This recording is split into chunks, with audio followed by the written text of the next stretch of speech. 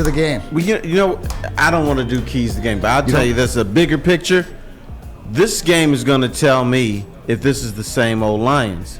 That's the thing I'm looking for, because the Lions just played this wonderful game against Buffalo, and what has typically happened with the Lions is they would actually beat a team like Buffalo. They did against Dallas. They've done it against Green Bay. They've done it against other teams who were on a roll. And the next week, they'd lay an egg.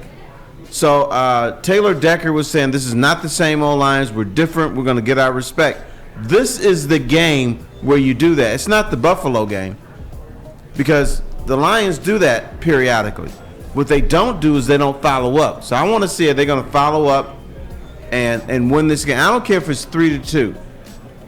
Just win the damn game. Well, that's what I'm looking for. Yeah, well, a couple things that Jacksonville, they have big thing going for them is their big win last weekend where their quarterback, Trevor Lawrence, who's supposed to be the next coming, got it done. He's playing with a lot of confidence, but yet they lost one of their best running back in Travis Etienne, so you won't have to go to that. To me, when I look at this game, the first thing that I look to is the coaches.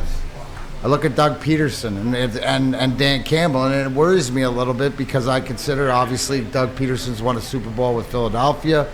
Some of the things he's trying to change the culture in Jacksonville. The first thing I go is, can Dan Campbell and the Lions stay out of their own way? Or is it going to be, like you said, same old Lions in that aspect? As far as on the field, right, the execution and stuff like that is pretty much...